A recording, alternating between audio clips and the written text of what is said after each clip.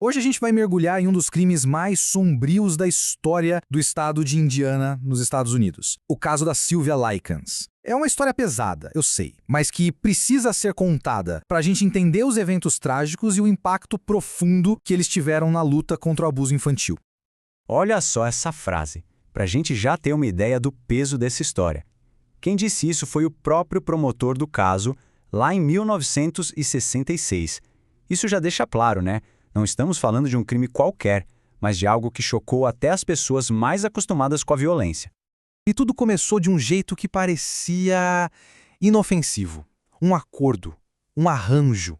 Vamos ver agora como foi que, no verão de 1965, as jovens Sylvia e Jenny Likens acabaram indo parar na casa de Gertrude Beniskev.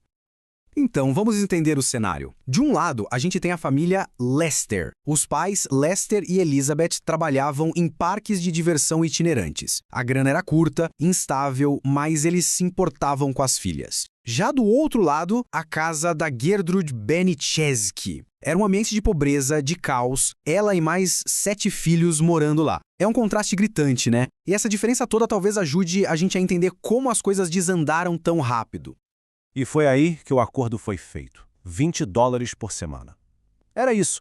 Um trato simples, só para garantir que a Sylvia e a Jenny tivessem um lugar para ficar enquanto os pais viajavam a trabalho. Parecia uma solução, certo? Mal sabiam eles que essa simples decisão, seria o começo de um pesadelo. Pois é, o que era para ser uma solução virou o estopim de um horror. Vamos ver agora como a normalidade das primeiras semanas simplesmente desapareceu e deu lugar a um abuso sistemático, cada vez mais brutal. Olha a rapidez com que tudo aconteceu. Em julho elas chegam, tudo parece normal. Chega agosto e o abuso começa. A desculpa, atraso no pagamento. Daí para frente, só piora. Em setembro, a Sylvia é tirada da escola, isolada e o pior, as crianças da vizinhança são chamadas para participar do abuso. Em outubro, ela é trancada no porão. Gente, em questão de 3 meses. Como é que uma situação pode sair de controle desse jeito, tão rápido? A crueldade era inacreditável.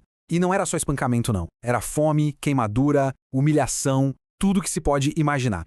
Mas o que talvez seja o mais doentio disso tudo é que não era só a Gertrude. Os filhos dela e até outras crianças da vizinhança foram envolvidos. A crueldade virou algo normal, quase um passatempo. É assustador pensar nisso. Essa frase aqui arrepia. Você marcou meus filhos, então agora eu vou marcar você. Isso mostra a loucura da coisa toda. A Gertrude criou uma justificativa na cabeça dela, baseada num boato sem pé nem cabeça, para justificar a própria crueldade. Na mente distorcida dela, ela não era uma torturadora, ela estava fazendo justiça. É bizarro. E esse talvez seja o ato mais infame de todos. Usar uma agulha quente para marcar no corpo da Sylvia a frase "Eu sou uma prostituta e tenho orgulho disso". E não foi só ela fez um garoto da vizinhança ajudar. Isso mostra o nível de depravação a que a situação tinha chegado. Simplesmente não há palavras. Agora a gente entra na parte final e mais triste dessa história.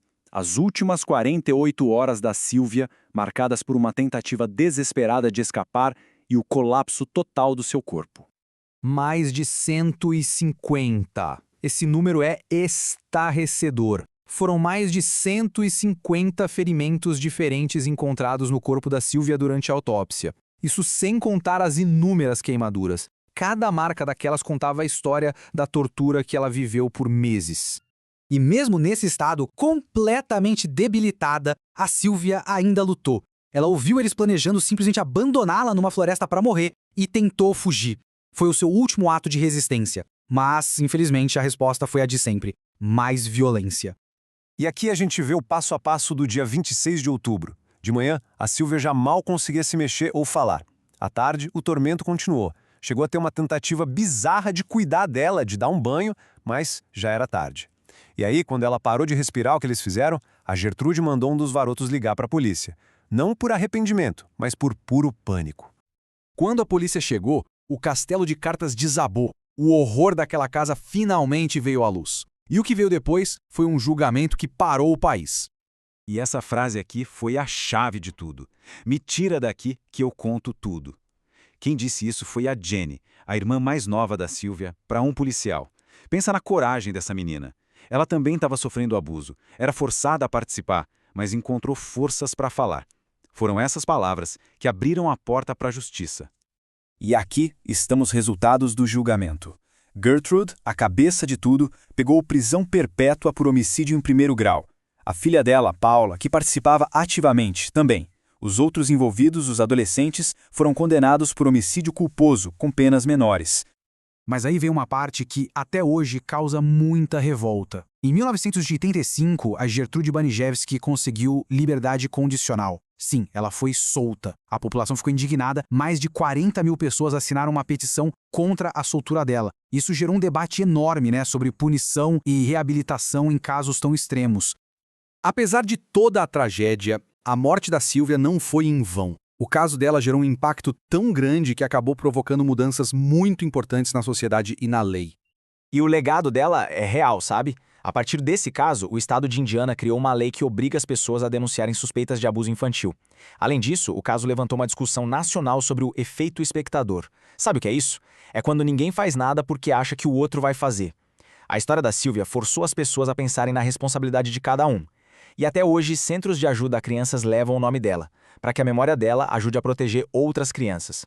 E a história dela é tão forte que virou livro, virou filme, como Um Crime Americano. Isso ajuda a manter a memória da Sylvia viva, sabe? E garante que as novas gerações também conheçam essa história e os alertas que ela traz sobre até onde a crueldade humana pode chegar. No fim, a história da Sylvia nos deixa com essa pergunta, que é bem desconfortável. O que faz uma comunidade inteira fechar os olhos para o sofrimento que está acontecendo bem ali, do lado? Porque não foi só Gertrude e o grupo dela.